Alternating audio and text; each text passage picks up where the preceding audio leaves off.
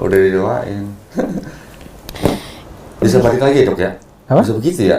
Iya, Kemana-mana ya, bisa balik lagi ya? Iya. Makanya jadi memang settingan Allah tuh mengagumkan, luar biasa. Bisa jadi waktu lu dipindah-pindah tuh lu diuji. Iya, kuat atau enggaknya kan. Yang dia udah cerita belum? Ya, apa? Pasca dia syahadat, head dia jadi lancar. Hah? Emang tadi enggak? Enggak. Nih, satu lagi. Ini kisah spiritual ya. Tunggu sebentar. Yang bisa mempengaruhi happy mualaf, Dok. Nah, ini ada Dokter Iqbal. Ya, Masya Allah keren banget hari ini Dokter Iqbal ya, jaketnya maksudnya. Saya sengaja mau ngobrol dengan dua orang ini karena dua orang ini yang kira-kira akhir Oktober ya. Ya. Akhir Oktober datang sini sampai akhirnya Dokter Iqbal yang bawa Wilda ke sini diskusi, akhirnya sekarang jadi Muslim. Masya Allah. Alhamdulillah. Kita mau flashback bentar ya. Iya. Apa ya? Boleh dong. Kan biasa wawancara mualaf. Iya. Gue yang wawancara lu. Ya dok, sekali-sekali host diwawancarai. Jadi kalau biasanya lu yang dibayar, sekarang gue yang dibayar. Dok, sehat dok ya? Sehat, alhamdulillah. Alhamdulillah. Ini habis naik motor apa gimana nih? Kenapa? Habis naik motor? Ya. Iya, habis touring. Keren. Dokter Iqbal, Masya Allah ya, ini adalah dokter kita dari Indonesia yang belum lama dapat penghargaan dari PBB ya dok ya? Iya, ada PBB. Masya Allah. Dalam rangka apa itu dapat penghargaan dok? Dalam rangka waktu itu ada pertemuan di Thailand kan. Jadi penerimaan beberapa award kategori-kategori. Ada dari research, peneliti, kemudian juga ada dari humanity. Nah, humanity yang sifatnya internasional kan. Oke. Nah, kebetulan memang kejaring ada data dikirim ke sana, masuk nominasi. Jadi Dokter Iqbal dapat penghargaan dari WHO. Dari PBB-nya, United Nation. Iya, UN-nya. maksudnya WHO. Bukan WHO. Kalau langsung. WHO kan subnya, UN-nya. Wih, Ya. jadi karena dapat penghargaan Kategori award-nya humanity. Humanity. Ya, maksudnya Dokter Iqbal dapat penghargaan karena waktu itu bertugas di Di Gaza. beberapa, salah satunya Gaza, kemudian pernah ke Turki internasional kan gempa, Masya Allah. Bangladesh, Rohingya, Myanmar gitu. Oke, bukan karena jumlah orang anaknya udah disunat, bukan? Bukan. Oh, bukan. Bukan sunat. Habis dikit-dikit ketemu orang belum sunat. Sunat mas. Tadi aja baru sunat langsung ditawarin. Sunat gitu. Jadi ternyata Dokter Iqbal selain hobinya naik motor gede juga hobi sunat berarti ya? Iya. Wah dikit-dikit sunat. Alhamdulillah, berarti ini kan dakwah juga. Iya. Sunat itu dakwah, ya kan? Nah, alhamdulillah belum lama Dokter Iqbal juga bolak-balik ke Tamyang ya, Aceh Tamyang Iya, ya? Tamyang. Berapa kali dok bolak-balik? Waktu itu 1, 2, 3. Hampir 3 kali. 3 kali. Ya. Jadi ke tempat-tempat yang memang paling parah kena. Iya, hampir ke semua. Oh, semua. Jadi waktu pas H+2 bencana Sumatera, Aceh, Sumut, Sumbar, saya langsung ngirim tim. Tim Advan dulu, gabung sama Hercules, menginfokan ke kita kan, apa aja kebutuhan, baru H+7 kalau nggak salah, baru kita gerak. Ngapain aja di sana dok? Jadi selain ngapain di sana? Yang paling penting waktu sampai di Tamyang, jadi kita bangun sistem dulu, sistem komunikasi antar pos komando, dalam hal ini adalah pos komando BNPB, kemudian dengan pos komando yang ada di Provinsi Aceh, gitu yang setempat. Nah kemudian setelah kita komunikasi, kita asesmen nih, cari tahu apa sih sebenarnya kebutuhan yang untuk di wilayah bencana khususnya Aceh, gitu. Terus kemudian kita tanya berapa korban, primernya apa, dan daerah mana yang sampai sekarang belum terjangkau. Loh, tapi waktu itu juga ini kan Dokter Iqbal kan juga bantu korban-korban bencana alam kan? Bantu, gitu. Jadi kesehatan. Jadi fokusnya kesehatan. Sekaligus ini sih menjembatani komunikasi. Misalkan contoh, kalau dia kan kayak di Loksmawe kemarin itu ngerujuk pasien nggak bisa ke Kota Banda Aceh, maupun ke ke Banda Aceh lah penting. Karena kan Loksmawe itu kan masuk ke Aceh. Jadi kita bantu komunikasi dengan BNPB untuk pemakaian helikopter. Nah, jadi kita ngambil segmen yang memang orang nggak ambil di situ, gitu. Jadi kita jahit komunikasinya. Gitu. Sampai Wilda, sorry ya, gue sejam dulu ngobrol sama dia. Boleh deh. Kamu tidur dulu boleh? Parah.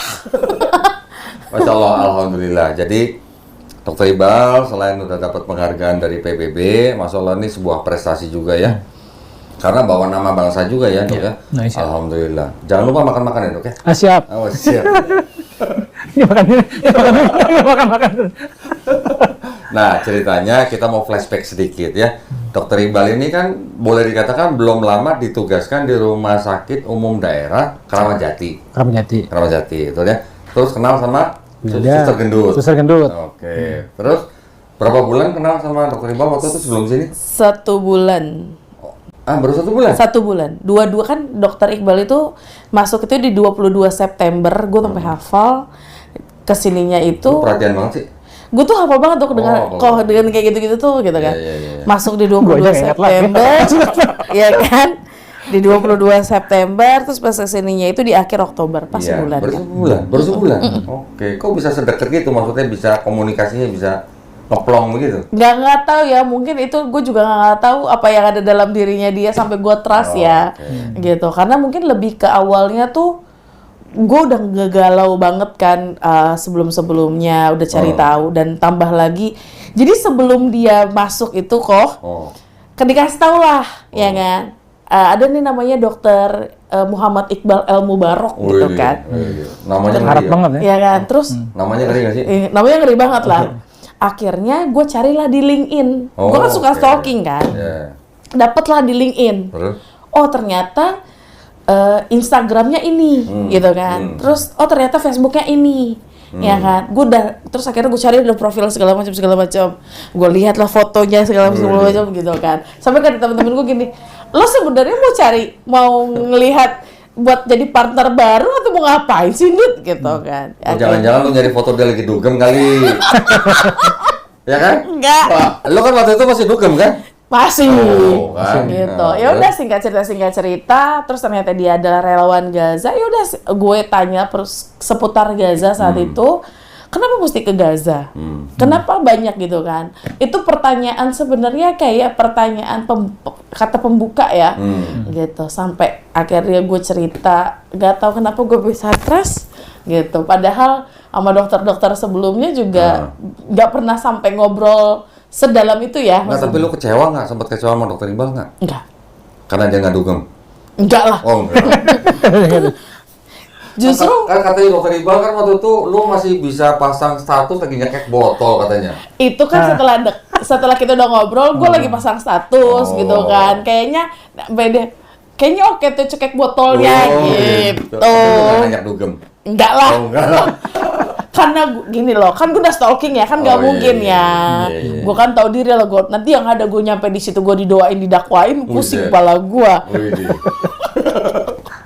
Terus waktu lu udah deket sama Dokter Iqbal, lu cerita lu lagi galau. Iya. Galaunya galau apa? Galau kekosongan dalam hati. Oke. Terutama tuh bukan ke percintaan ya. Nah, sorry, mohon maaf. Sampai Dokter Iqbal tuh nanya. Jadi sebelum itu kan gue pengen ke Bali tuh kan kok. Gue dugem. Ya pengen party lah ya. Pengen apa? Party. Oh party. Iya. Ya kan. Gue pengen ke Bali. Gue udah pesen tiket PP Bali. Gue udah pesen. Kan kalau ke Atlas itu kan kita harus booking dulu kan. Atlas apa? Tempat clubbing di sana, ya kan? Gua nggak pernah soalnya. Ya, gitu kan. Terus gue udah pesan Atlas, gitu kan. Terus gue udah hubungin semua teman-teman gue yang di Bali. Terus? Ya kan. Nah, teman-teman mereka udah bilang, oke Dut, kita siapkan party yang terbaik buat lo, kayak gitulah, gitu kan. Terus oke lah segala macam, gitu kan. Singkat cerita, gue cuman gue bilang gini sama Dokter Iqbal, Dok, gue minggu depan izin ya, gue cuti seminggu, mau kemana lo? Gitu. Gue mau ke Bali, kagak jadi lo. Celetukan deh gitu.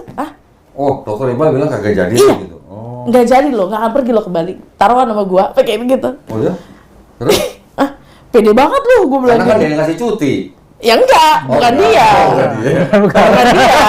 Kirain dia tanda tangan cuti. Oh enggak, tanda tangan kan nggak jadi lo. Enggak, lo nggak akan jadi, Dut, lo ke Bali nggak akan jadi. Terus? Langsung kayak gitu. Enggak lah, udah gue udah pesen tiket dan segala macam. Lihat lo nggak akan jadi, gitu doang. Ya udah, singkat cerita, langsung pas ngobrol, lo kenapa pergi ke Bali? Gitu. Ya nggak kenapa-napa sih. Ada masalah apa lo? Oh, lo nggak bilang gue mau ke Bali mau ibadah gitu? Enggak ada. Gua nggak ada ngomong. Ibadahnya di atlas gitu. Ngajar, enggak gitu kan. Terus akhirnya ya udah ditanyalah, dikorek sama dokter Iqbal. Yang tadinya gue berdiri, tiba-tiba gue langsung duduk, terus gue langsung nangis gitu kan. Iya. Gue nangis, gue bilang ini dok, gue kosong, gue bilang gitu kan, hati gue kosong. Lo kenapa, masalah uang? Enggak, kalau masalah duit ya alhamdulillah ya gue gak pernah kekurangan, walaupun tidak cukup tapi tidak pernah kekurangan. Masalah percintaan enggak lah gitu kan, walaupun udah begitulah gitu kan. Terus masalah apa gitu? Terus masalah apa? Hati gue kosong. Lo gak bilang masalah Yesus sih? Enggak, gue gak bilang masalah Yesus. Gue bilang hati gue kosong, gue udah lama gak ibadah. Tapi gue malah nonton podcast Ustadz Edi Hidayat, gue gituin gitu kan. Oh jadi ngarahnya ke agama? Iya, ke arah agama. Lah, kok bisa kata dia gitu? Iya dok, gini. Nangis lah gue di situ. Wah. Terus tiket gimana yang udah dibeli? Refund.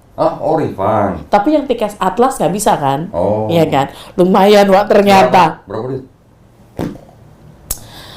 Sekitar 4.000. Satu orang? Buat satu orang? Bukan, kita open table di situ minimal 4 juta, ya kan? Minimal ya. Itu cuma meja doang. Enggak sih, nggak meja doang itu. Kita berdiri pun di situ.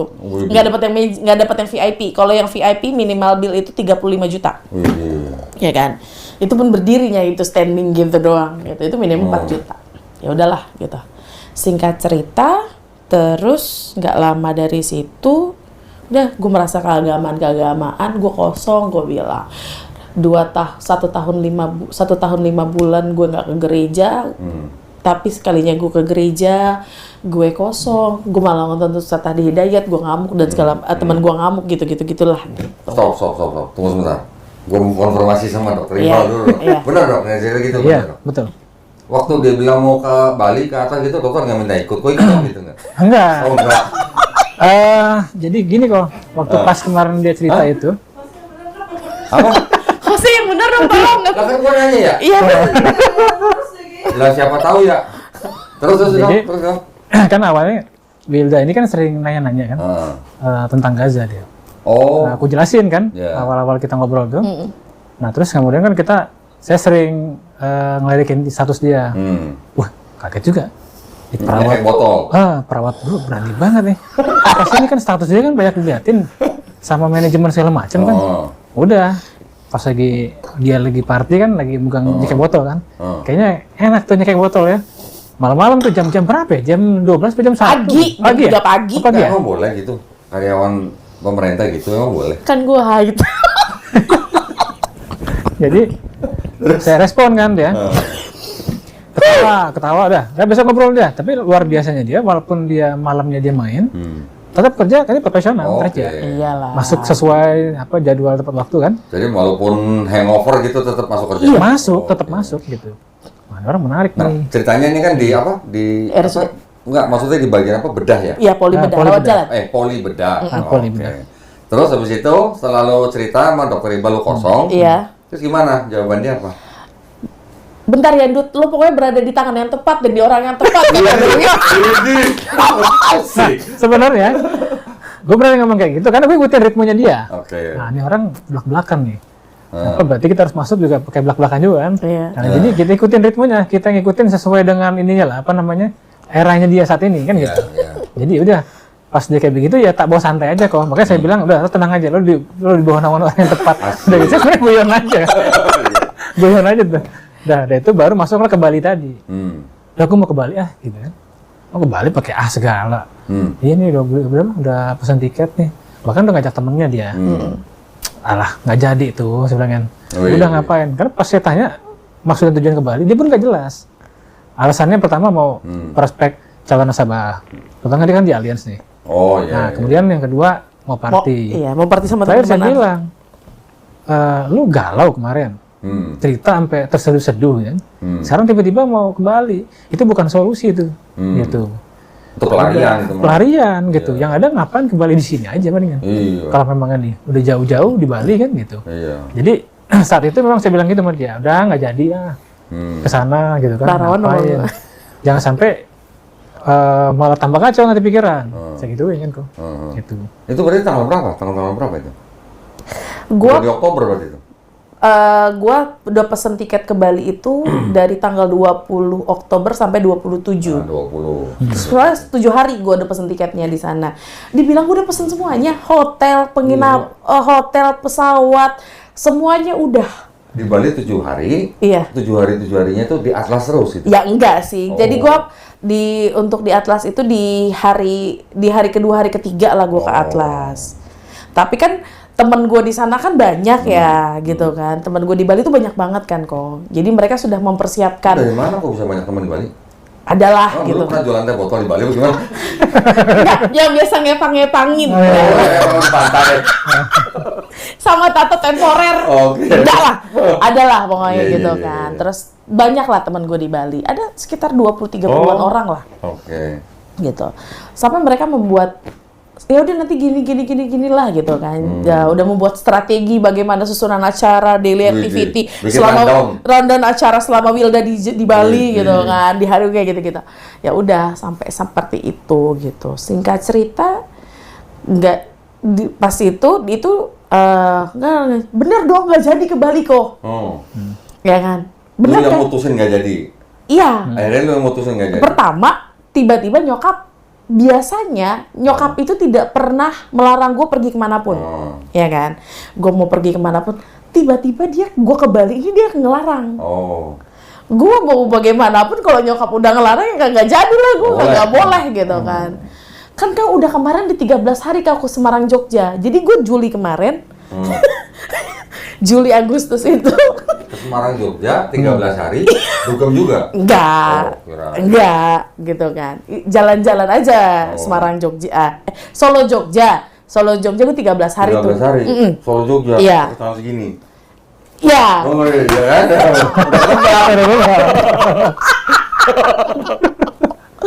Gitu kan. Ingat ya? Ingat ya. Ini ke flashback nih. Aduh, panas. Terus Solo Jogja 13 hari, nyokap bilang gini, emang kau nggak puas apa? Habis dari Solo Jogja 13 hari, sekarang mau ke Bali lagi. Gue bilang, lah kan mama biasa tiap tahun gue itu pasti 2 kota atau 3 kota gue pergi. Itu gue selalu kok, tiap tahun. Gitu kan. Tumben-tumben ini nyokap nggak kasih izin, ya udahlah. Daripada gue paksa nanti gue kenapa-napa, ya kan? Walaupun gue begini-begini, kalau nyokap udah bilang tidak, gitu kan? Ya udah, akhirnya gue kasih tahu sama dokter Iqbal. Bener kan gue bilang, kata dia gitu. Lu gak akan jadi ke Bali. Karena gue gak jadi ke Bali, karena gue dijanjian sama temen gue ngamuk. Yang di Jakarta. Oh, di Jakarta. Iya kan? Katakanlah si dia. Katakanlah si dia. Ya kan? Yang mana nih? Adalah. Bukan. Bukan. Perempuan. Sotoy banget gue. Adven mulu. Terus udah gitu, marahlah dia, nggak ngomongan lah kami. Perkara nggak jadi ke Bali. Kan lo yang ngajak kak, gini. Tiketnya dia juga refund, iya kan? Jadinya refund, gitu kan? Udahlah, gue bilang gini, yaudahlah, gini aja. Gue lah yang nanggung kerugian itu, gue yang bayar kerugian lu, karena kan gue yang memutuskan sepihak. Gue bilang gitu, udah nggak apa-apa lah, gitu kan. Singkat cerita, udah tuh di besoknya di tanggal berapa tuh gue pergilah tuh sama si dia sama dokter Iqbal ke satu mall. Nggak usah disebutin namanya. Perempuan ya kan, ke mall gitu kan. Nah bertiga gitu kan. Nah di situ nggak tahu kenapa dokter Iqbal, setelah gue cerita itu, dokter Iqbal nggak tahu ngubungin siapa, sibuk banget. Ternyata ngubungin Kak Melisa ya apa? Karena setelah itu dokter Iqbal ngasih tahu, Dut, besok lo ada acara nggak? Gitu kan? Kenapa? Besok kita ke tempat kedonditan. Gitu. Iya. Nah teman lo itu Kristen apa bukan? Kristen. Oh, Kristen juga. Kristen, gitu kan. Terus langsung ya udah, setelah itu ya udah kesini udah gitu. Terus waktu lo denger donditan gitu lo mikir apa? Lo udah tahu belum waktu itu? Nah, akhirnya pas di itu, akhirnya gue stalking kan memang cari lagi nih, gue carilah di YouTube karena kan gue ya kan, gue carilah di YouTube karena kata dokter Iqbal, dia ini YouTuber yang biasa mualafin orang, kata dia gitu kan. Dia tuh orang terkenal, dia tuh orang hebat gini gitu kan. Terus akhirnya gue carilah di YouTube kan, Donditan gitu kan. Gue nonton, oh ternyata ini orangnya gitu. Terus akhirnya gue WA-an tuh itu kan. Gue WA-an sebelum kesini, paginya gue bilang sama Umi, kenal nggak sama Donditan? Biasanya kan karena kata Dokter Iqbal, semua orang Muslim tuh tahu dia karena dia tuh keren banget untuk memualafkan orang, katanya dia gitu kan. Akhirnya gue tanya tuh teman-teman gue, Umi tuh tahu. Yang Muslim yang kesini waktu itu syahadat. Umi dan suaminya ternyata berlangganan kan, suka nontonnya Kodoni kan. Barakallahu fikum Umi. Ya kan. Terus udah gitu, oh dia orangnya keren, Kawil gini diceritain lah. Oh iya, soalnya gue nanti malam mau ketemu sama Kodoni gitu kan. Ya Masya Allah, kata dia gitu. Semoga Allah mudahkan ya, kata dia bilang gitu kan. Iya, karena dia tahu perjalanan gue yang benar-benar galau, karena gue nanya mulu nih sama dia sebelum ada Dokter Iqbal tentang Islam. Oh, berapa lama? Setahun lebih lah. Setahun lebih. Yang lu bilang lu nangis-nangis mau minta yang ikut umroh? Iya. Astagfirullahaladzim. Orang Kristen mau ikut umroh. Ya kata Umi sadar dulu gitu. Iya. Umi lah saksinya tiap dia tuh, aduh. Bisa jadi ini gara-gara doanya Umi nih. Ya. Iya. Tapi tunggu sebentar. Waktu lu kenal Dokter Iqbal, itu sebenarnya gue sama Dokter Iqbal juga belum lama kenal, Dok ya? Baru dari Aceh. Ketika dari Aceh kita ngaji. Baru gue kenal Dokter Iqbal. Yang kenalin waktu itu dari forum dakwah perbatasan ya, Dok ya? Waktu itu ada Kodoni pelatihan teknologi kan? Iya, itu yang ngundang forum dakwah perbatasan. Baru kenal Dokter Iqbal tuh. Iya, maksudnya gue bilang kan kedarulu banget ya, gitu kan, gitu. Jadi ya udah. Terus dari dulu cerita sama Umi mau kesini. Gue cerita, terus kata Umi bilang gini, ya Masya Allah Kawil, kata dia gitu, semoga Allah mudahkan ya. Bener kok, udah pas itu Allah kirimkan Dokter Iqbal, dan Dokter Iqbal kenalin Kawilda sama Kodoni karena Kawilda tuh orangnya kritis banget kan, kata dia gitu. Banyak banget pasti pertanyaan, pasti akan dijawab kok sama Kodoni. Kodoni tuh keren banget, gini-gini. Oh, dijawab lah gitu kan. Pecah dah tuh pala dah. Salahnya siapa? Kodoni. Gitu. Akhirnya ya sudah. Itu gue juga belum terlalu puas tuh. Gue cari lagi di YouTube tuh. Gue lihat lah. Barulah di situ gue follow Kodoni, ya kan? Gue follow. Terus udah gitu akhirnya. Berlangganan lah. Langganan lu gila bener. Gitu kan. Mulai di situ lah gue berlangganan. Oh ternyata akhirnya masuk ya udah. Gitu ceritanya. Alhamdulillah sampai sini ya. Sampai sini. Terus nggak cowok di situ ya. Iya Dok ya, benar gitu Dok ya. Terus dokter waktu itu gimana ceritanya kok bisa keinget bawa saya gitu, bawa sini? Jadi sebenarnya saya udah monitor Kodoni itu udah 2 tahun. 2 tahun lalu. Sebelum kenal saya di Aceh? Kita udah pernah kirim pesan di Instagram. Oke. Waktu itu saya pernah nawarin Kodoni. Iya. Kodoni bersedia nggak ke Aceh waktu itu kan? Karena saya pernah diskusi kan, karena kan kita di Aceh itu kan juga ada sering beberapa acara. Nah, jadi ada guru saya kebetulan, konsultan saya bedah tuh. Beliau juga punya podcast kan, punya podcast juga, dan waktu itu saya lupa aja acara apa. Saya bilang, kalau kita undang ini gimana? Loh, Ibu kenal? Ada sini bisa, beliau respon cepat nih di IG nih, saya bilang gitu kan. Nah, saya minta nomor kontak Kodoni. Kodoni ngasih nomor Kodoni sama nomor Mbak Melisa kalau nggak salah saya. Pokoknya ngasih dua itu. Jadi 2 tahun lalu itu saya sering lihat kan, wah saya bilang ini menarik nih, ini dakwah yang agak berbeda nih, way of life ini beda jalan nih. Kalau orang yang lain-lain kan kayak Abdullah Somad, ya memang berdakwah, taklim lah sifatnya kan, adidayat segala macam. Nah kebetulan kan saya memang, karena saya dulu di HMI, nah saya juga punya kelompok kajian-kajian kan, yang memang kritis kan terhadap kitab kita juga. Jadi kita nggak sekedar di ngajiin, tapi kita mengkaji kan gitu. Nah tiba-tiba ketemu YouTube, lihat di IG, kebetulan saya IG banget orang yang sering nonton dari situ pembelajarannya. Saya ingat nih, ini unik nih, orang ini nih, baru masuk tiba-tiba ada pemikiran baru, cara ngemasnya lah sebenarnya. Nah saya ngerasa satu frekuensi gitu. Akhirnya saya coba beranikan diri kan. Saya kirim pesan kan koloni cepat juga tuh kirimnya tuh. Nah kemudian memang qadarullah ya ditemukan lagi di Aceh. Nah tiba-tiba ada junior saya di Bedah, WA saya, Bang, ada donditan tuh besok malam di Masjid Oman. Ya betul. Masjid Oman kan depan rumah sakit saya tuh. Itu kesempatan emas. Jadi saya langsung hari itu saya nggak jaga, saya nggak jaga malam kan. Saya ikutlah pada maghrib itu kan sholat bareng. Nah pas di situ udah saya keker nih. Saya nanya. Keker saya nanya. dong, keker. Nggak, kekernya maksudnya nanya gitu kan. Keker. Mau ngetapel mangga lagi keker. Jadi pas sesi pertanyaan kan berebutan tuh kan. Tapat banyak tuh. Waduh. Taruh 1, 2, 1 nih harus saya nanya nih. Dia pasti ingat nih. Udah terakhir kan pas nanya ke depan langsung kan. Nah, langsung saya kenalin ke Kodondi itu. Kodondi, saya pernah ngirim pesan. Kodondi, saya pernah WA juga. Saya bilang, oh iya. Nah, luar biasanya Kodondi ingat tuh. Langsung ingat, macam. Sampai berapa lama di sini? Oh, saya ada beberapa hari. Karena ada ngajar kan, ada TOT katanya. Ya udah dari situ saya pikir, saya memberi penyaksian gini kok.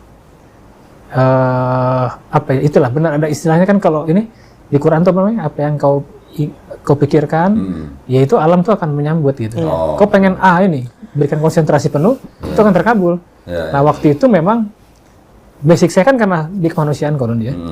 Jadi saya merasakan, saya pengen yang lebih loh dari sekedar jadi relawan gitu. Nah, ada hal apa nih kan kalau pekerjaan dokter itu, yaitu pekerjaan bagi saya itu memang realistis. Kalau dokter, kalau dokter kan biasanya juga bisa ngeliat kejiwaan pasien ya? Iya. Gitu ya? Kita semua medis bisa. Nah, terus ngeliat kejiwaan dia gimana? Jadi waktu pertama kali halu kah gimana? Waktu kali pertama karena dia orangnya cepat ceplos ya kan? Cepat ceplos kan? Hari pertama, hari kedua belum dapat. Belum dapat penilaian. Hari ketiga, keempat, ini orang kok ligat nih, kerjanya bagus nih, ya kan? Saya tektokan sama ini enak nih. Saya kan juga sering kan tektokan sama beberapa perawat terus misalnya pun ini lincah nih, nggak banyak ngomong, terus realistis anaknya. Terus diajak diskusi pun nggak pernah bantah. Nah jadi lebih karena banyak mendengarkan dulu. Nah ketika nanti dia ini baru dia ngomong. Nah, artinya itu yang saya inginkan kan gitu kan? Ya jadi fair, jadi nggak cuma karena dia lebih atas ya semua diinin ke dia enggak gitu. Nah, Wir, ini sekarang kita masuk ke waktu kita diskusi. Mesti ketawa deh. Ketawa deh. Sama kayaknya. Itu teman juga. Teman saya ingat. Ada ingat. Aduh, itu hal yang memalukan. Memalukan. Kenapa memalukan? Kok memalukan? Gue kalau ngebayangin gue di situ ya Allah ya Rob, astagfirullahaladzim. Lu berani nggak nonton video lu sendiri? Gue ketawa-ketawa. Sumpah. Nah, waktu lu datang ke sini kita ngobrol, yang lu harapkan waktu itu apa sebenarnya? Yang gue harapkan sebenarnya saat itu menjawab kegalauan gue sih. Kegalauan. Iya, karena kan sebelum kesini kan gue kan sudah mencari ya, gitu kan, sudah mencari pertanyaan-pertanyaan itu, udah mencari konsep ketuhanan itu sendiri, segala macam, gitu. Jadi yang gue harapkan, dan gue nggak tahu kenapa, gue kayak mempunyai, mungkin ini adalah jalan terakhir gue kali ya. Sorry. Iya. Kan lu sebelum datang ke sini, kan lu udah nonton podcastnya Ustadz Hidayat. Iya. Nah, berarti lu ada bayangan nggak bahwa yang lu akan obrolin di sini tuh nggak jauh dari podcast itu misalnya? Ada enggak ya? Enggak. Ternyata beda jauh ya? Beda. Sangat. Jadi ternyata lu waktu datang sini malah suruh baca Bible sendiri ya? Iya. Nah itu. Waktu lu suruh baca Bible, lu ada rasa gimana? Ini orang gitu gimana sih? Justru malah gue kayak ngerasa, kok gue kayak dikulitin ya? Maksud gue gini, ketika lu selama seumur hidup lu jadi guru sekolah minggu, kan lu pasti sebenarnya udah pernah baca tuh ayat yang gue kasih kan? Iya. Tapi kan lu berpikirnya atau memahaminya dari cara yang lain, kan gitu kan? Karena kan lu bisa terima dari pendeta, enggak? Iya. Yang lu denger di gereja, yang diajarin yang khotbahin di gereja, itu lu terima kan? Iya betul. Ketika gue kasih ayat yang pernah lu baca, bahkan lu bisa sebutin, gitu gue tahu gitu kan? Iya. Ketika gua kasih dari arah pemikiran yang berbeda, lu kaget nggak? Kaget lah. Kaget banget. Kaget banget. Kaget banget, karena gini lah. gue nggak tahu ya, ini gue kayak berpikir ternyata gue tuh selama ini tuh disuruhnya tuh kayak cuman imani saja, gitu ya. Gitu, dan memang tidak dibuat untuk berpikir secara logika. Gue yakin nih, sekarang lu jujur ya, gue yakin pada waktu itu ketika lu gue kasih ayat-ayat dan gue kasih tahu ini dan perkataan Yesus, ini perkataan Paulus, lu baru sadar ya? Baru sadar ternyata ini dua ajaran yang berbeda. Iya, makanya gue bilang, wah iya lagi. Iya lagi katanya. Iya lagi, gitu kan. Karena selama ini pasti lu mikirnya yang diajarin Yesus dan yang diajarin Paulus itu sejalan. Enggak, bener sejalan, cuma maksudnya itu lebih kayak gini. Yang kita pahami itu saat itu ya, saat itu yang dipahami itu adalah si Paulus itu adalah utusan Yesus. Iya kan? Yang membawa rasul, karena dari Korintus sampai ke dari Roma dong. Bentar. Roma, Korintus, Galatia, Efesus, Filipi, Kolose, 1 dan 2 Tesalonika, Timotius, Titus, Filemon, Ibrani, Yakobus, Petrus. Ibrani bukan Paulus. Bukan. Sampai di Galatia, dia masih di Galatia. Lumayan banyak. Filemon, Ibrani, Titus, Filemon, Ibrani, Yakobus, Petrus, 3 Yohanes, Yudas enggak, Wahyu. Karena lagu tuh. Iya, Matius, Markus, Lukas, Yohanes. Gitu. Jadi yang gue pahami, yang kita diberi paham lah ya, kalau dia itu adalah rasul yang dimana membawa pemberitaan tentang Yesus Kristus, yang dibilang di situ, ya dia Yesus itu adalah sebagai Tuhan di situ gitu. Dan gue jujur aja, ternyata bertolak belakang ya gitu. Kaget dong? Banget. Oh banget. Banget. Kayaknya gue kayak dibohongin ya. Apalagi setelah membaca yang kata sisipan di bawah itu. Karena bagian ini pasti tidak asli. Itu shock sih gue, shock. Nah, kan lu waktu itu kan nggak langsung syahadat, ya kan? Sebenarnya saat itu gue mau langsung syahadat kok. Nah, terus yang menghalangi apa waktu itu? Gue masih berpikir tentang bagaimana gue ke nyokap. Gue beratnya di nyokap. Ngomong ke nyokap gimana? Respon nyokap lebih ke situ. Karena nyokap dan beserta dengan keluarga nyokap itu kan luar biasa ya. Keluarga besar. Sangat, gue adalah sosok yang menjadi contoh terhadap kebanggaan. Contohlah si Butet, gitu kan. Dia rajin ke gereja, guru sekolah minggu. Rajin berpuluhan. Terus rajin berkhotbah, pinter berdoa. Rajin berpuluhan. Rajin, kalau itu sudah pasti, ya kan. Gitu kan. Menjadi contoh banget lah, gitu kan. Itu yang gue pikirin. Sama lu waktu itu kayaknya mikir kakak-kakak lu ya? Iya, gue mikir kakak-kakak gue, respon keluarga gue sih, gitu. Jadi itu yang gue pikirkan sebenarnya. Makanya gue harus punya pikiran lagi yang gue pikir ya udahlah. Akhirnya gue memutuskan, gue pikir-pikir dulu dan ditambah lagi. Kenapa gue berpikir lagi gue nggak langsung situ? Besoknya kan abangnya nyokap datang ke rumah. Oh, dari danau, dari Samosir. Ya kan, gitu kan. Dari Samosir datang, apalagi dia itu adalah sosok yang sangat dibanggakan di keluarga kami. Pendeta bukan? Tidak pendeta, tapi dia contoh panutan lah. Pada saat di situ, paman gue ini bilang gini, dari semua ponakan-ponakanku cuma si Butet doang lah yang paling aku sayang. Karena dia adalah, ya itulah gitu kan. Tapi dalam hati gue gini, aduh gimana gue ngucapin 2 kalimat syahadat kalau dia tahu gitu, gitu kan. Sampai seperti itu. Yang gue pikirin ke situ. Nah, kan 3 hari ya baru datang lagi kan, baru sadar kan. Selama 3 hari itu dok, gimana deh? Apakah orang singit atau gimana? Singit. Di kerjaan di kantor kan orang bengong. Enggak, kalau kerjaan tetap profesional deh. Iya, tapi maksudnya kelihatan kan dari muka orang bengong gitu. Kelihatan. Jadi pada saat pulang itu, saya ngantar dia pulang kan. Setengah 3 pagi. Setengah 3 pagi, dia pun udah singit. Udah singit. Nah, karena kan kayak layangan. Kayak layangan. Udah layangan, udah singit, bolong lagi ya, tambah singit lagi. Putar lagi. Oh gitu. Tinggal diputusin aja gitu ya. Nah, tinggal putusin aja. Terus selama 3 hari itu? Ya, apa namanya, kayak nge-recall, kayak ngediskusin lagi yang sudah didiskusi sama Kodondi di sini.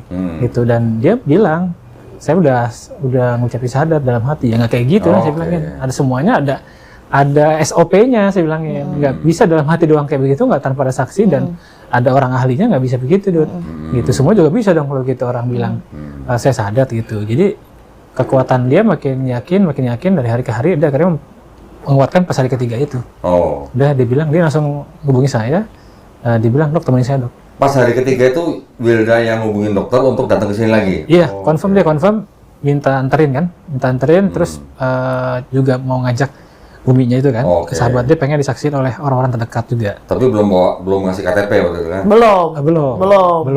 Belum. Ditanya KTP susah banget tuh, karena posisi di situ kan gue masih berhubungan sama mantan gue itu kan ya kan. Wah, itu di situ yang waktu itu kan bilangnya kalau nggak salah hari itu kan lu janjian mau ketemu ya? Iya.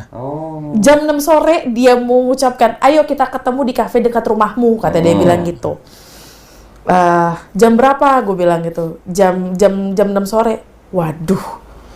Dia mau ngasih jawaban nih, dia kan dengan pertanyaan yang gue kasih tanya, kenapa fokusnya ke Tuhan Yesus kalau kita menyembah, sedangkan dia adalah sebuah jalan, kenapa nggak langsung ke pusatnya? Lu ngasih pertanyaan dia setelah lu pulang dari sini?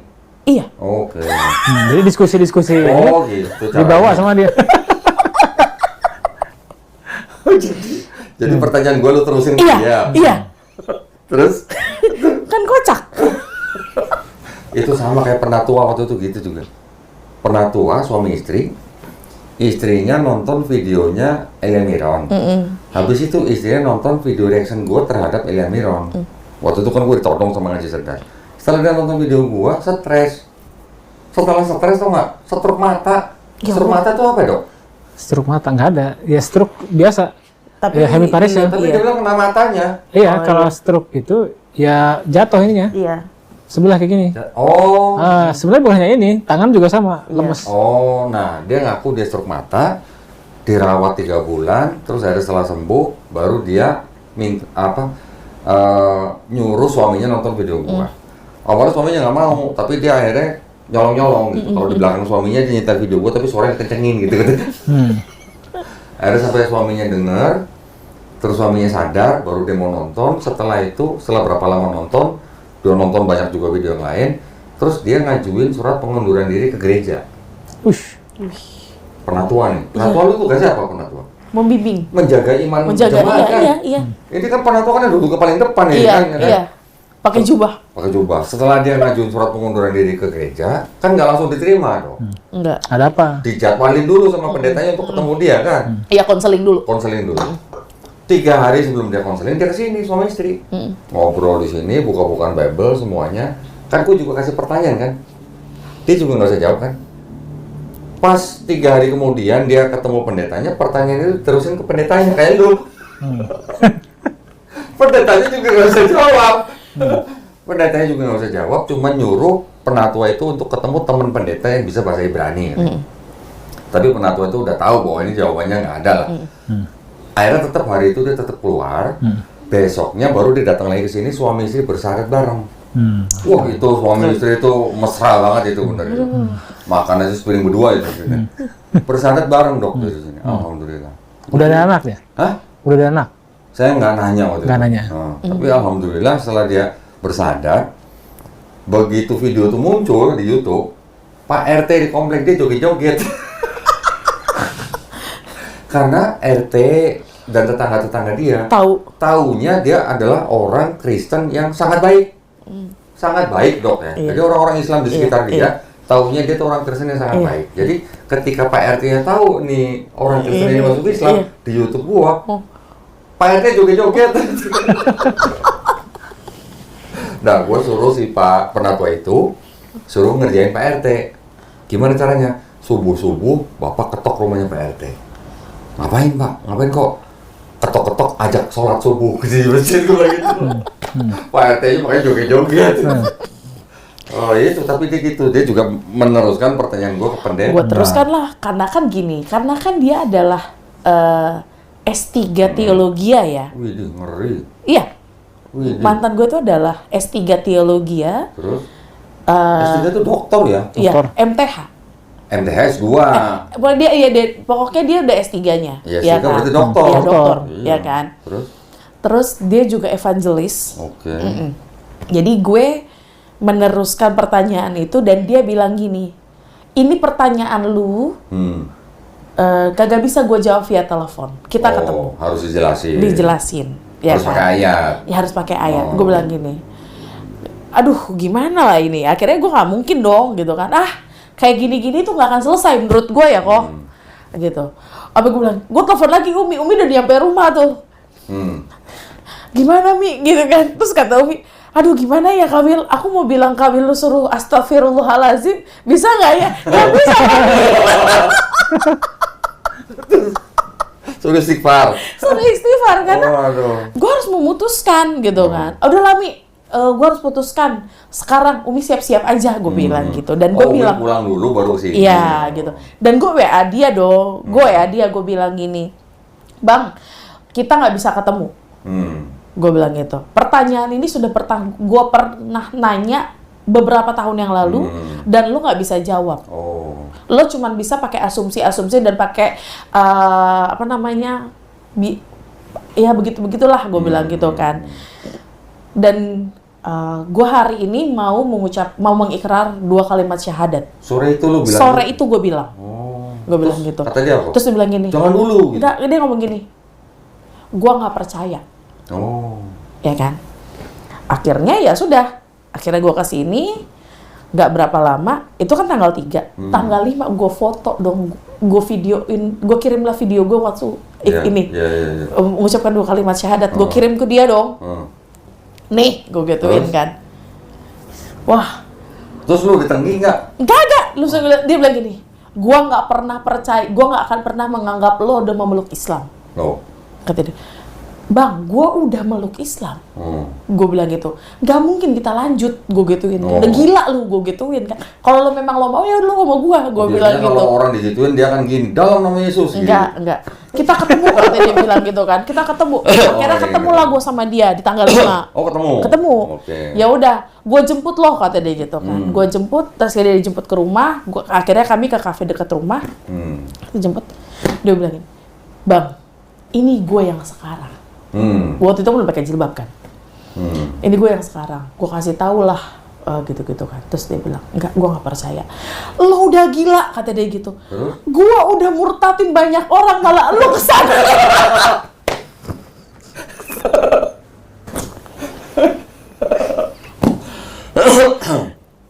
Begitu ya? Iya.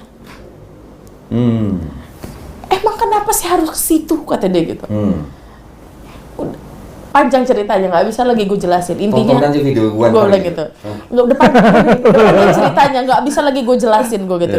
Yang pasti gue sudah berada di posisi ini dan ini adalah keputusan gue dan lo harus harga itu. Dia nanya nggak waktu itu, lo udah kasih tau nyokap belum gitu? Ya dia tanya kan, lo udah nyokap, mama udah tau belum, kata dia gitu kan. Belum. Gue datang ke rumah mama ya, kata dia gitu kan. Terus? Silakan. Gue bilang gitu. Lu gitu ya? Iya. Padahal lu takut? Sebenarnya gue juga takut. Gue juga takut sebenarnya. Dalam hati gue gini, aduh. Mati gue. Si Flores ini berani nggak ya? Gitu kan? Si Flores ini berani nggak ya? Gitu. Ternyata enggak. Dia sangat menghargai nyokap kan. Gitu kan. Gimana lah? Ya udah. Akhirnya ya sudah. Viral lah itu. Uring-uringan lah dia. Oh, tapi kan itu kan belum ditayangin videonya. Bukan, viral lah pas sudah ditayang. Oh, pas viral. Uring-uringan itu laki. Oh. Wah. WA lu lagi? Hah? Telepon. Anak-anak asuhnya yang WA gua. Yang ini yang dulu dari Islam ke Kristen gitu maksudnya? Bukan, ada kan dia kan punya anak-anak asuh yang sekolah-sekolah pendeta gitu kan, ada gitu kan. Oh, jadi apa yang orang-orang yang dia bina? Iya, orang-orang yang dia bina itu hubungin gue lah, ya kan, Kak, papa galau, uring-uringan. Papa tuh maksudnya? Dia, iya kan, gitu kan. Papa galau gini, bapak gitu. Udah lah lu urus saya bapak lu, gue gituin aja. Nggak mungkin lagi gue balik, gue gituin aja. Sorry udah say goodbye gue gituin. Udah kayak gitu-gitulah. Singkat ceritanya seperti itu. Sampai akhirnya kan kita tahu ya dok ya. Iya. Pas dia dijadiin apa? Ya sebegitulah. Masih ada bekas ya guys. Sampai alhamdulillah dia sekarang tinggal di Karna Mualaf. Ya alhamdulillah. Dokter Iqbal mungkin bisa cerita nggak dia waktu baru-baru masuk Islam di rumah sakit kayak gimana? Kelihatan seperti orang baru kah? Yang pasti perubahan apa ya? Wajah ya kalau wajah ya. Oke. Secara spiritual itu kan semua bukan hanya saya. Ya. Termasuk si Umi Uyuy yang bilang juga kan. Kemudian akhirnya dia beranikan diri, dia ngasih tahu ke teman-teman terdekat. Yang muslim khususnya. Jadi dipanggil ke ruangan saya, ke poli, dia cerita. Kalau saya bilang yakin mau bilang. Karena pasti ada konsekuensinya nih dari beberapa orang yang CS kamu ini. Mungkin bisa bocor, mungkin cerita ke suaminya, suaminya cerita lagi muter tuh. Gitu. Kecuali kalau sudah siap, silakan. Udah siap katanya. Gitu. Dia juga udah plan B, plan C. Kalau seandainya ada apa-apa kan minimal udah ada saksi beberapa orang. Sudah, itu udah benar. Sepakat saya sebilangin. Kan ceritanya yang kita dengar sendiri kan bahwa akhirnya kan udah sempat dipindah kan? Iya. Ke poli anak. Ya benar. Sebelum ke poli anak gue diputar-putar. Diputar. Berapa poli? Jadi waktu pas tau lah viral lah itu, awalnya gue tuh di poli medical check up dulu di MCU. Terus beberapa hari di poli jiwa, ya kan. Untung gue nggak sakit jiwa ya, ya kan. Terus barulah di situ ditetapkan gue di poli anak. Jadi poli 1 minggu lah. Yang lo harus nyium apa tuh? Minyak telon. Minyak telon. Terus alhamdulillah dengan segala macam dinamika. Alhamdulillah balik lagi ke poli bedah. Gimana dong? Luar biasa, sangat menyenangkan. Tapi nggak makan lu. Balik itu dia. Udah nggak makan dia, suka begitu. Iya, suka begitu dia. Nggak kok. Pas balik lah gua kan, jadi aturan itu kan balik itu di Februari itu. Harusnya, tapi karena gua kemarin umroh 12 hari. Akhirnya jadi gue balik di 2 Maret. Segitu gue balik di 2 Maret, tiba-tiba ada pasien penuh dengan nanah. Ya kan? Ya kan? Terus? Udah bau gitu-gitu. Terus gue cuma gini doang. Dokter Iqbal, "Dok, gue kerjain ya," gue gitu. Dokter Iqbal. Berarti lu kangen bau nanah ya? Gue bilang, terus kata dokter Iqbal gini, "Kenapa kembali ke jati diri ya?" Kembali berkubang sama nanah. Dia. Terus semangat banget lu. Jadi dia waktu itu belum pindah resmi kan, masih yang sebelumnya. Ada pasien-pasien ganti perban, luka-luka diabetes, yang udah kronis lah tuh, kan bau banget tuh. Nah yang si perawat yang sebelumnya ini kan, ya dia ngerjain juga, cuman nggak seterampil dia lah. Datang dia, datang ini anak ini nih, "Kak, stop dulu, udah biar dia aja." Asik. Dengan senang hati kata dia, digaspol sama dia tuh. Main-main memang udah di sini harus sama rumahnya dia nih. Kembali ke selera ya. Ya alhamdulillah ya, berarti kan artinya apa yang Wilda sukai di pekerjaan kembali lagi ya. Yang tadi sempat disiksa kemana-mana tuh balik lagi gitu ya. Iya. Alhamdulillah. Tapi saya sempat bilang sama dia kok, positive thinking aja. Jadi anggap aja ya itu kan tugasnya memang ASN kan. Kadang-kadang mungkin alasannya bisa jadi manajemen ini untuk ini apa, penyamarataan SDM. Nah jadi saya anggapnya selagi gaji lu nggak berubah, udah jangan ikutin aja regulasinya. Walaupun kita paham sebenarnya arahnya. Tapi ngomong-ngomong, alhamdulillah ada rumor katanya itu ada keterlibatan top manajemen juga ya tapi. Apa? Gue mau ngucap tapi itu. Mungkin ini doa dia di Ka'bah. Alhamdulillah. Ya yang penting kan kita tetap mau beriman. Kalau mau beriman pasti ada pertolongan. Iya. Betul. Dan gue sekarang begini pun menjadi rumor lagi di rumah sakit. Kamu udah lama kan pakai hijab kan di rumah sakit? 1,5 bulan. Dari 1,5 bulan dari mualaf ya. Wah. Jadi rumor. Beuh. Satu rumah sakit itu? Satu rumah sakit. Wede. Tapi kan positif apa negatif? Ya ada positif ada negatif lah. Untuk positifnya, untuk teman-teman pada bilang, buset kalau muka lo tambah cerah gitu kan, terus udah gitu-gitu.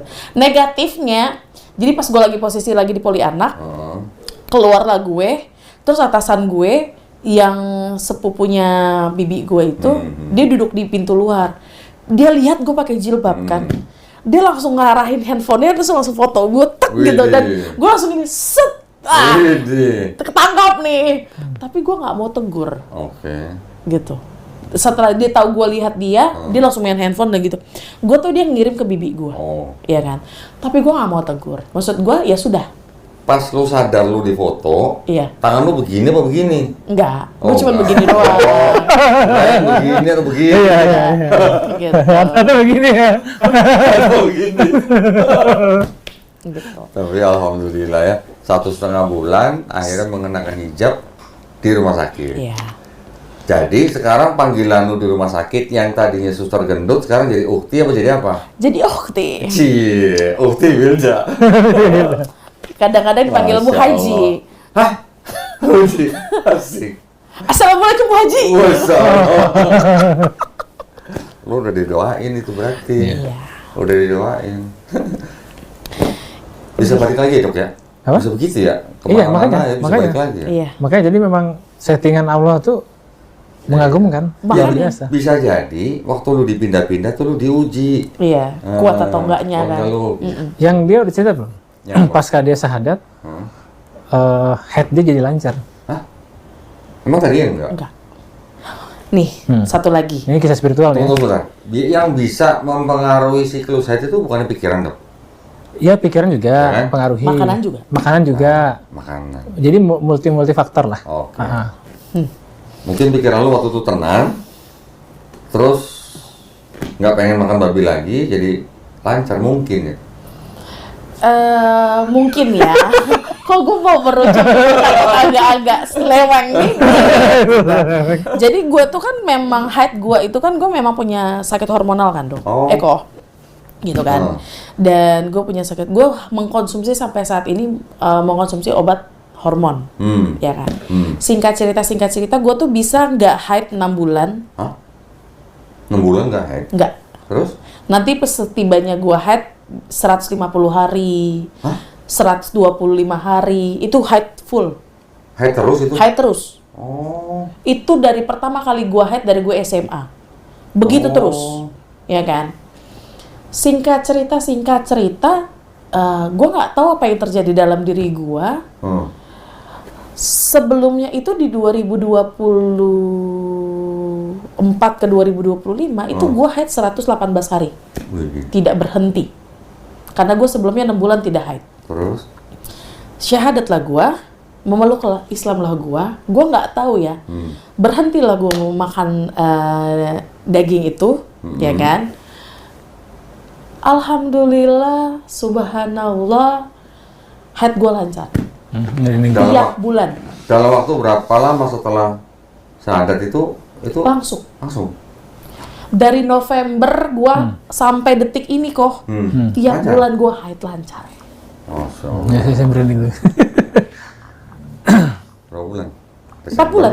Bu, tunggu dulu. Februari, Maret. Selama pernah kejadian 120 head itu, ada ke konsul ke ini, dokter kandungan? Dokter Pradana yang tahu kisah gua. Iya. Terus apa kan? Dokter Objit. Kata dokternya apa? Sampai kemarin itu kan gua bahkan jadi gua tuh memang per 6 bulan itu kan gua selalu USG kan kok. Jadi memang ini gua memang punya kista. Ya kan? Gua punya kista dari dulu itu di 4,5 senti. Dari dulu itu dari awal, dari 2000, dari awal lah, dari udah berapa puluh tahun lah, gitu kan. Nah, memang itu biasa bikin untuk tidak haid, itu haidnya tidak lancar, gitu kan. Per 6 bulan gue harus USG. Nah, pas kemarin USG sebelum gue mualaf, ya kan, itu masih tetap 4,5. Terus baru banget di bulan lalu gue, bulan lalu gue USG lagi sama dokter Pradana. gimana? Ada keluhan nggak? Nggak ada, dok. Gue bilang gitu. Haid udah lancar. Udah. Wih, serius kata dia gitu. Tiap bulan kata dia gitu kan. Iya, semenjak mualaf. Loh, kok bisa? Terus? Gitu. Masih konsumsi obat. Udah kadang-kadang gue gituin. Gue kadang-kadang sekarang udah nggak. Udah kadang-kadang minum, kadang-kadang enggak. Walaupun sekarang masih ada gitu kan. Udah capek lah gitu kan, bertahun-tahun minum kan. Masa gitu kan. Akhirnya ya udah nggak ada terapi apa-apa dari gue. Wih, berapa senti? Tetap masih di 4,5 gitu kan, tapi setidaknya tidak berkembang, ya kan? Karena ini kan udah bertahun-tahun ya kalau. Dia cuma bilang gini doang, inget ya kata dia gitu. Di atas 5 operasi, gitu kan, gitu. Sampai dia bilang gitu, iya, udah tahu kan pesan lo dari dulu, gitu kan. Sampai dia bilang, udah nggak usah ada apa-apa dari gue, yang penting haid lo sekarang udah lancar. Dan satu lagi, nggak tahu kenapa, sampai teman-teman bilang gini, Kak, muka lo jernihan tahu, bersihan tahu, gitu kan. Lo pakai skincare apa gitu kan. Terus gue bilang gini, jujur gue kagak pakai skincare apa-apa, gue cuman cuci muka pakai sabun bayi doang, gue bilang gitu. Sama air wudhu lah intinya gitu kan. Tau nggak gue bilang gitu? Karena apa? Karena minyak babi, gue gituin kan.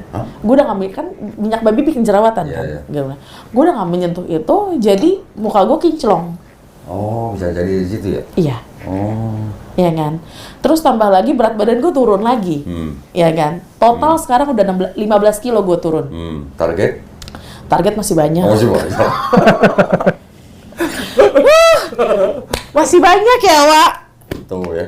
Setelah lu sadar, lu kan masih belum ngasih tau orang tua, belum ngasih keluarga. Lu masih pulang ya kan? Cuman lu kan memang belum berani sholat. Itu ada saat-saat keluarga lu masak babi nggak? Saat-saat masak babi pada saat waktu itu pas Natalan. Pas Natalan. Terus lu ikut masak atau lu ikut makan? Enggak ya, salah ya, Mu. Kan masih ada nih berarti. Tapi lu belum ngasih tahu kalau lu udah Islam.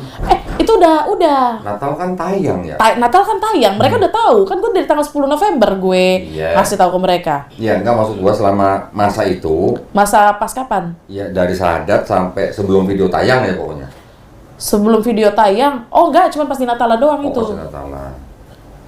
Gitu. Jadi istilahnya udah nggak kepengen makan babi? Nggak kepengen makan babi. Gimana ceritanya kok bisa langsung hilang gitu? Nggak tahu kalau soal itu ya. Hah? Nggak tahu. Lu nggak kangen loh? Kagak. Oh kagak, kirain.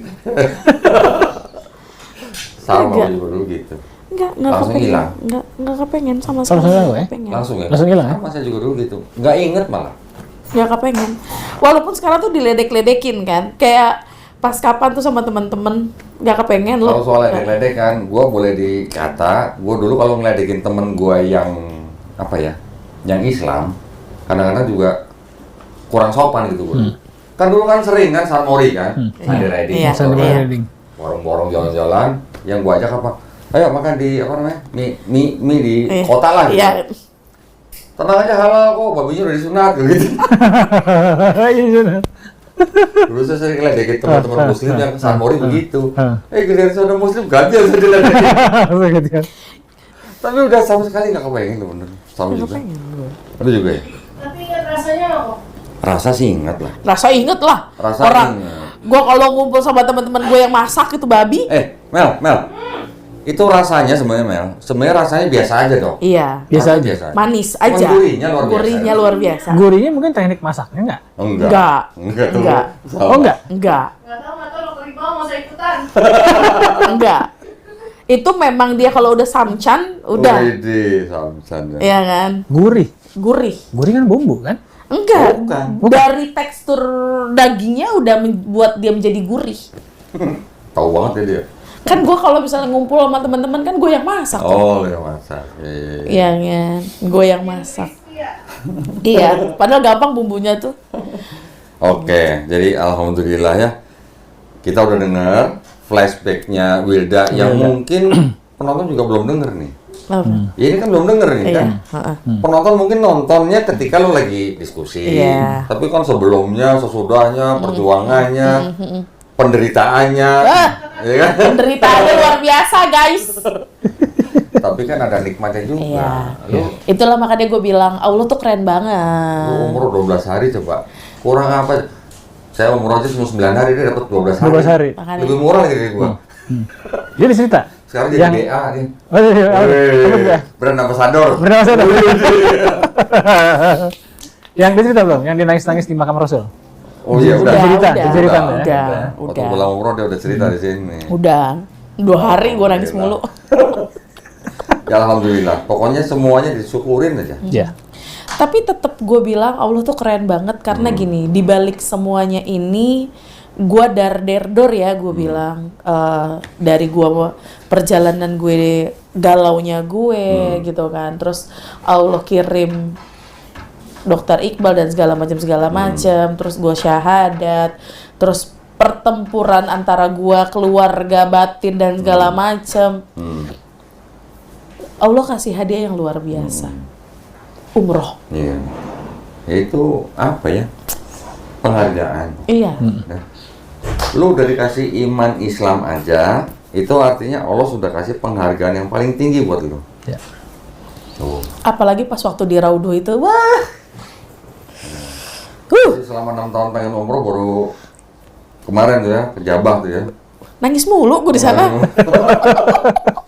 Norak gue. Norak. Kan gue udah bilang sebelum berangkat, jangan norak lu ya. Ternyata gue beneran norak. Gituin dong. Malah Begitu, norak ya? juga ternyata. Ya tapi wajar lah. Ya. Namanya baru, langsung bisa ke tempat yang Masya Allah ya. Yang belum tentu orang Islam yang udah lama udah pernah ke sana. Iya. Ya. Iya. Iya. Yang komen tuh banyak, Wil. Gua muslim dari keluarga muslim, sekian tahun belum berangkat umroh. Belum berangkat umroh. Udah baru sadar berangkat umroh. Ya masalah ya, Allah Iya. adil lah ya. Iya. Iya. Tapi kan kalau misalnya dibilang kayak gitu gimana, ya gue mencapai sekarang di titik ini pun emang ada yang mau. Iya. Iya kan? Iya dong. Iya kan? Posisinya gitu kan. Kalau misalnya kejadian sama teman-teman juga, mereka juga memang mau, kan enggak. Ditolak di mana-mana. Gitu kan. Sampai gua pengen sholat aja nggak bisa, sampai gue bilang sama teman-teman, kalian beruntung secara Islam bisa sholat dimanapun dan kapanpun, sedangkan gue di rumah gue sendiri sampai detik ini gue belum bisa sholat. Oke, ini termasuk ujian. Iya, tapi nggak apa-apa. Jadi jangan salah. Allah SWT sendiri juga ketika ada orang mau beriman, Allah sudah meringatin, lu jangan kira lu nggak diuji ya. Iya. Gitu. Jadi jangan kira lu udah beriman terus nggak ada ujian, jangan. Tetap harus ada ujian. Betul. Ya. Jadi ada lagi cukup? Cukup. Oke, alhamdulillah. Sekarang gini dok. Nah, ini ada berita mudah-mudahan juga membuat kita semakin semangat nih. Insya Allah dok ya, insya Allah ya. Kalau nggak bulan Juli atau bulan Agustus, insya Allah saya akan ke Melak. Melak. Di mana Melak? Melaka. Kutai Barat. Oh, Kutai Barat. Ya, insya Allah. Ada yang mau berikrar massal kurang lebih 600 orang. Masya Wow. Allah. Ya. 600 orang. Ini beritanya, Masya Allah. ini beritanya udah dari kemarin-kemarin, cuma saya belum berani umumin, baru sekarang saya umumin, mumpung ada Dokter Iqbal nih. Ya. Ahli sunat misalnya ini. Udah kita punya bagian itu. Ya, insya Allah kira-kira 600 orang mau syahadat massal. Juli atau Agustus gitu? Juli atau Agustus, Agustus. ya. Dan akan ada mungkin kira-kira yang sunat massal 1000 orang dok. Wow. Yang sunat massal Yang mau ikut sunat massal 1000 kira-kira orang. 1000 orang. Ya. Kita sudah kerjasama, udah koordinasi dengan tenaga kesehatan dari dokter-dokter setempat, ya. Ya. Tapi kan siapa tahu nanti kan Dokter Iqbal kan nggak mau ketinggalan ya, biasanya kan dia pasti kan cari itu kan. kita pernah 1.800. Oh, 1000 orang. Berapa orang waktu itu? Cuma Yang mengerjakan berapa yang orang? ngerjakan 15 orang aja. Dalam waktu Pagi mulai, sore selesai. sore selesai? Ya. Masya Allah. Berarti kalau 1000 orang, Hah? Jadi tetap 15. 15, 18 orang berarti. Oh, berarti cuma sekali tebas gitu ya? Coba. Nggak boleh diputar-putar. Bener-bener. Sat! Kayak ini apa? Kayak pakai katana gitu. Atau begini. Ya, insya Allah 600 orang mau ikrar massal. Ya. 1000 orang kira-kira mau sunat massal. Sunat massal. Yang 600 orang ini adalah juga yang mau menikah massal. Oh, oke. Wow. Ya, jadi sebelum menikah massal, ikrar massal dulu. Kalau yang sunat ini nggak semuanya dari sini, tapi juga ada Ada dari lain. warga lain. Nah. Insya Allah nanti. Medannya sama kayak yang kemarin di Kalimantan atau? Enggak. Kalau ini udah agak di kota lah. Ya, nggak sampai naik turun gunung lah. Nggak sampai nyebrang Nggak sampai sungai. truk-truknya nggak sungai. Yang ditarik-tarik sama traktor. Nggak sampai ada yang ngikutin helikopter ya? Oh, enggak. Oh. Ya, Dok ya. Ah, ya. Mudah-mudahan nanti kalau semua sudah matang, Ya. insya Allah kita bergerak. Siap. Insya Allah. Ikut boleh? Mau ikut bantuin sunat? Ya nggak apa-apa. Boleh, insya Allah ya, insya Allah. Mudah-mudahan kalau semua sudah matang, nanti saya konfirmasi semua. Berapa hari di sana biasanya? Paling enggak minimal 2-3 hari. Standar. Ya, 2-3 hari. Karena kan 1000 orang. Nanti ngakalinnya gini, prosesi sadat jalan kayak kemarin, sambil beriringan aja. Ya. Nah, jadi nggak difokusin ke satu tempat. Ya. Jadi yang mungkin urutannya begini, Dok. Yang mau nikah massal, paginya ikrar massal dulu. Yang mau nikah massal siang, paginya ikrar massal dulu. Jadi kan bisa 1 hari tuh. Yang sunat massal mungkin hari berikutnya. Iya. Gitu. Ya. Mudah-mudahan nanti kalau semuanya sudah matang, saya konfirmasi. Ini kalau jadi, insya Allah Tuan Guru Ustadz Abdul Somad juga mau datang. Oh, Masya Allah. Ya. Ya, siap. Nanti tunggu kabar berikutnya. Buat para penonton juga yang pengen mendapat bagian daripada kebaikan ini, insya Allah bisa, ya, ada nomor rekening gua nih, bisa ikutan, ya. Penting itu. Penting karena setiap pensahadat kan itu udah merupakan kebaikan yang udah kita tahu lah ya, balasannya kayak gimana. Ya, mudah-mudahan ya. Mohon doanya juga, mudah-mudahan acara ini berlangsung dengan baik dan lancar. Amin. Wilda, terima kasih banyak ceritanya, flashbacknya. Ya, mudah-mudahan juga bisa jadi pelajaran buat kita semua. Dokter, mudah-mudahan juga diberkahi dengan segala kebaikan di dunia dan akhirat ya. Masya Allah. Ini dokter yang istilahnya pejuang, ya dokter ya. Juga jangan lupa habis dapat penghargaan makan-makan ya. Satu hal gue belum ngucapin ini sebenarnya. Barakallahu fikum ya dok. Gila. Karena kalau bukan Allah kirimkan dokter Iqbal untuk ketemu dengan Gohdondi, ini belum secara formal ya. Kalau secara non formalnya udah ngomong sih sebenarnya. Kalau bukan karena Allah kirimkan dokter Iqbal untuk bertemu dengan Gohdondi, mungkin gue tidak akan sampai di titik ini dan gue tidak akan sekuat ini. Itu sih. Ya, yang penting makan pokoknya. Tenang aja, yang penting makan. Udah balik lagi ke Poli Bedah nggak makan-makan. Kopi dulu guys. Udah dapat penghargaan nggak makan-makan, gimana? Jadi 2 kali makan-makan gitu. Ya, baik. Barakallahu fikum. Terima kasih banyak atas perhatiannya buat para pemirsa. Buat para pemirsa juga ya yang ingin mendukung perjuangan dakwah kami. Salah satunya dengan pembinaan para mualaf. Contoh seperti yang ini satu ini. Bisa mengirimkan ke Bank Muamalat dengan nomor rekening 30 30 300 300. Lo tau nggak bahasa kelodoknya apa? Sacap, sape. Yang udah pernah ke kelodok pasti tahu deh. Ya, atas nama Yayasan Kadum Mualaf Indonesia, mudah-mudahan partisipasi para pemirsa diterima di sisi Allah SWT sebagai amal jariah. Amin. Amin. Baik, kalau gitu kita pamit undur diri. Kita nanti ketemu lagi di segmen Happy Mualaf selanjutnya dengan host Wilda Ferasari. Masya Allah ya.